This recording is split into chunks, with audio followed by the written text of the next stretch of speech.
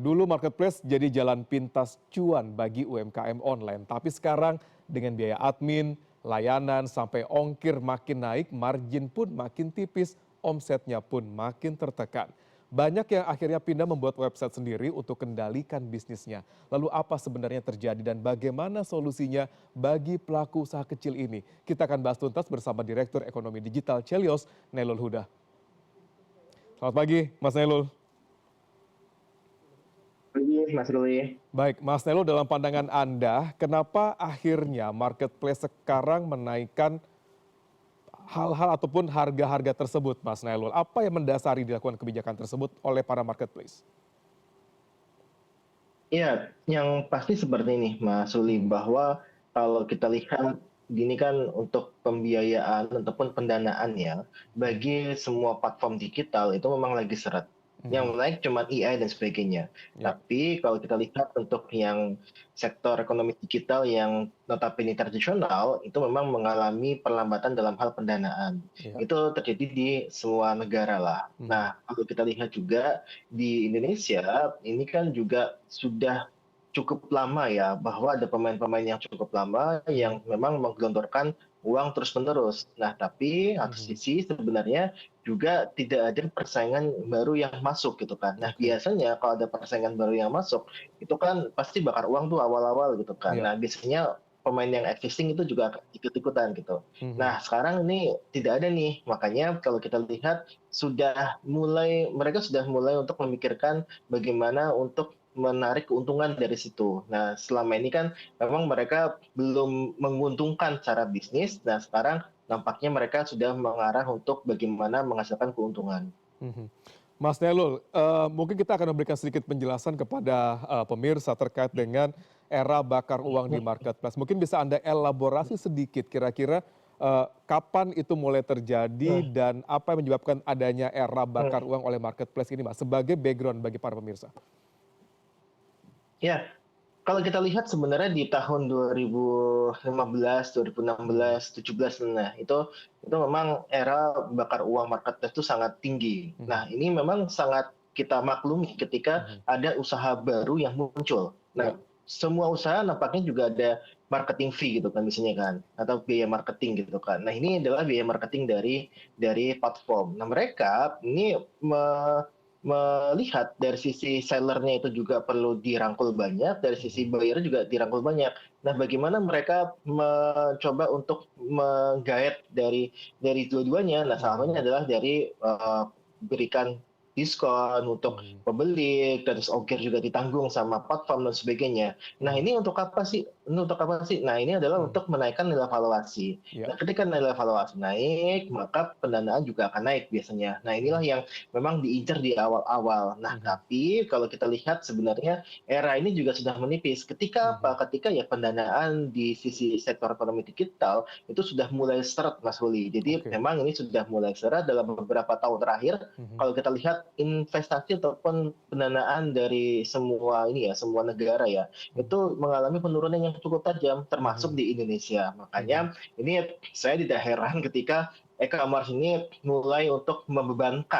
membebankan untuk gratis ongkir ini ke sisi penjual juga gitu, karena Mhm. di situ juga ada processing fee dan sebagainya yang itu akhirnya membuat ya dari sisi penjual itu semakin dibebankan biaya-biaya yang cukup banyak gitu. Mhm. Kekhawatiran terbesar terkait dengan kebijakan tersebut akan seperti apa kira-kira ke depannya, Mas Nailul? Apakah pastinya ada kekhawatiran marketplace akan kehilangan seller di sana dan seller juga pasti kekhawatiran ketika dia menaikkan harga jual akan kehilangan pembeli. Efek domino apa yang pasti akan terasa dalam waktu dekat ini kira-kira, Mas Nailul? Ya, pasti seperti ini Mas Ruli.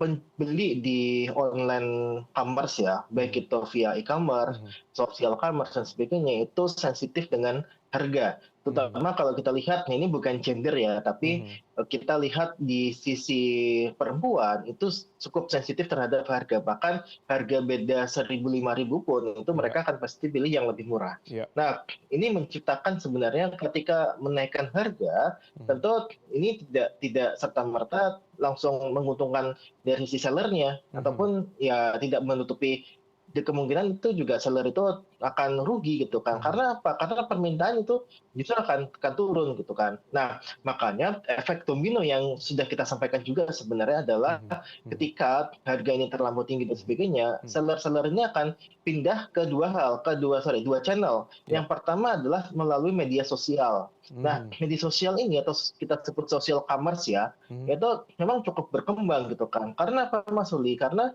kalau kita lihat ini kan ekosistem di perdagangan online itu kan sudah sangat sangat kompleks ya. Ya. Kita lihat dari sisi untuk pengantaran pun itu tidak perlu lagi dari sisi platformnya, kita ada pengantaran Mhm. pihak ketiga, dari sisi pembayaran pun itu bisa transfer dan sebagainya atau bahkan bisa kris yang lebih memudahkan pembeli itu untuk melakukan pembayaran Oke. dan pengecekan transaksi dan sebagainya itu sudah dibantu oleh Oke. beberapa ya social commerce ataupun media sosial yang memang mengarah ke sana. Nah, yang kedua adalah website. Nah, website Ya. ini tapi bagi ya usaha-usaha yang sudah matang sebenarnya. Mhm. Mhm. Nah, ini kan pelaku usaha ataupun seller ini sekarang mereka mulai switching ya, Mas Nailul gitu ya. Mereka mulai switching dari tadinya mereka menggunakan platform e-commerce, sekarang mereka mulai switching ke misalnya social platform dan juga ke website. Apakah ini bisa dikatakan menjadi opsi yang harus mereka lakukan di tengah kondisi saat ini untuk tetap survive kira-kira Mas Nailul? Iya, dengan potongan sampai Mhm. 25% harga barang, Mas Ruli, Mhm. itu memang menjadi rasional untuk Mhm. dilakukan oleh seller gitu kan. Ya. Apalagi kalau kita lihat di sisi sosial media misalkan, Mhm. itu memang kalau sellernya banyak pengikutnya, kemudian juga kalau kita lihat juga mereka terpercaya, Mhm. di e-commerce dulu mereka sangat tinggi sekali ratingnya, Mhm. mereka pindah ke media sosial itu juga akan sangat tinggi. Oke. Nah, ketika mereka bisa menjaga pangsa pasaran dengan baik, kemudian dengan kan media sosial itu kan nggak ada admin, Mas Iya. Ruli kan, Iya. nggak ada admin dan sebagainya, Iya. sehingga itu harga bisa lebih murah. Nah, ketika harga lebih murah ini, si seller pun bisa dipercaya Mhm. dan buyer pun akhirnya membuat ya udah saya transaksi di media sosial aja, toh juga buyer sekarang sudah bisa transfer, untuk pengiriman juga bisa via via third party kurir gitu kan. Mhm. Nah, makanya ini yang membuat akhirnya seller banyak yang berpindah ke media sosial. Nah, yang Mhm. kalau website ya, website itu kan juga sekarang kan pembuatan website kan nggak semahal Mhm. dulu gitu kan ya. Oke. Terus kemudian payment gateway juga lebih gampang dan Mhm. sebagainya.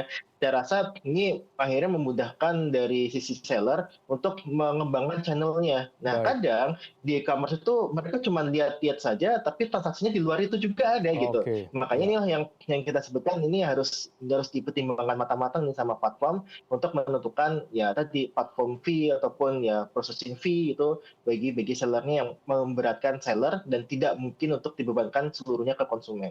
Baik, Mas Nailul menarik sekali.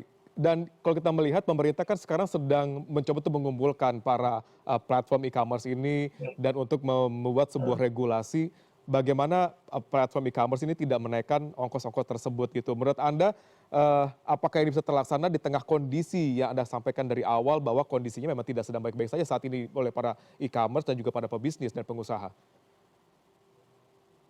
Iya, tentu kalau kita lihat dari sisi bisnis ya, Mhm. untuk kebijakan terkait sama processing fee ataupun admin fee dan sebagainya, Mhm. itu memang ditentukan oleh masing-masing platform. Nah, Ya. itu kan proses bisnis sebenarnya. Mhm. Siapa yang lebih bisa efisien, itu akan lebih banyak diminati. Mhm. Nah, tapi masalahnya adalah ini juga ada istilahnya kalau boleh saya bilang alternatif. Mhm. Alternatif dari e-commerce-nya pun ada dan disediakan gitu. Mhm. Dan tidak menutup kemungkinan itu juga bisa ya lebih lebih baik mereka di e-commerce gitu kan. Nah, tapi sayangnya ketika dia dia ke e-commerce maka sorry dari e-commerce ke social commerce maka pencatatannya itu akan lebih sulit bagi pemerintah gitu. Nah, makanya memang ini yang mungkin dilihat juga sama pemerintah ketika masuk ke ekosistem e-commerce itu bisa dicatat dengan baik, tapi kalau dia sudah masuk ke social commerce, itu pencatatannya bagi data ya, bagi data pemerintah itu mungkin akan lebih sulit. Makanya pemerintah ini kalau saya lihat sebenarnya tidak menjaga agar tidak kabur dari e-commerce karena dari sisi pendataan itu akan lebih baik sebenarnya. Mhm. Nah, tapi sayangnya ya ini UMKM kan juga mempunyai banyak pilihan juga dan Mhm. saya rasa rasional bagi UMKM untuk menggunakan social commerce ketimbang dari e-commerce. Mhm. Baik. di saat ya Mhm. tadi biaya administrasi tinggi, processing fee tinggi yang pada akhirnya mereka menggerus keuntungan dari UMKM itu sendiri. Baik, Mas Nailul kira-kira, bagaimana seharusnya hubungannya sekarang ini antara marketplace dengan pelaku UMKM Hmm. bisa berjalan hingga, ada keadilan dan bisnis berkelanjutan yang bisa dilakukan di sana dan juga Hmm. pastinya ujung-ujungnya adalah konsumen bisa, terus menggunakan platform e-commerce sebagai salah satu media mereka untuk, bertransaksi. Iya, Mas Ruli. Mhm, Nah, ini kan kalau kita lihat kan e-commerce itu mhm, kan menggunakan persentase ya, mhm, bahwa dia menggunakan sistem ad valorem. Semakin mhm, tinggi harga barang itu akan mhm, semakin tinggi pula administrasi yang dikeluarkan oleh seller. mhm, Makanya kalau boleh saya lihat, apakah ada kemungkinan bahwa di sini administrasinya berbentuk fixed cost gitu. Jadi ya fixed cost ini kan bisa 1.000, 2.000 ataupun 5.000 gitu kan mhm. untuk sekali transaksi. Sehingga ini bisa mengurangi dari sisi beban sellernya. Nah, yang kedua adalah kalau kita lihat ini kan di e-commerce kan tuh juga banyak barang-barang impor ya. Nah, saya sih sebenarnya sangat mendukung sekali ketika pemerintah ingin memberikan perhatian lebih kepada UMKM yang dia lokal. Makanya kalau kita lihat dari sisi sisi e-commerce itu juga sebenarnya diskon dan sebagainya itu boleh dilakukan ataupun bisa dibantu sama Ya, pemerintah asalkan dia barangnya barang lokal, ya, UMKM lokal kita. ya, Karena apa? Karena UMKM lokal kita juga banyak juga terbantu dari mhm, e-commerce, tapi kita tidak bisa menyamaratakan bahwa ya, dari lokal ataupun impor itu harus diberikan diskon. ya. Makanya kita dukung untuk pemerintah ini untuk memberikan perhatian khusus bagi UMKM yang ada di e-commerce, tapi dia adalah UMKM yang dia menjual produk-produk lokal kita. Baik, baik, menarik sekali Mas Nailul Huda sudah berbagi dengan kami di CNN Indonesia Bisnis pagi hari, ini dan memang pemerintah diharapkan masuk ke dalam, isu yang sedang bergulir saat ini, bagaimanapun juga ekosistem e-commerce untuk terjaga, bagaimana kelanjutannya ke depannya. Terima kasih Mas Nailul sudah bergabung dengan kami, selamat bertugas kembali. Sama, Mas Ruli.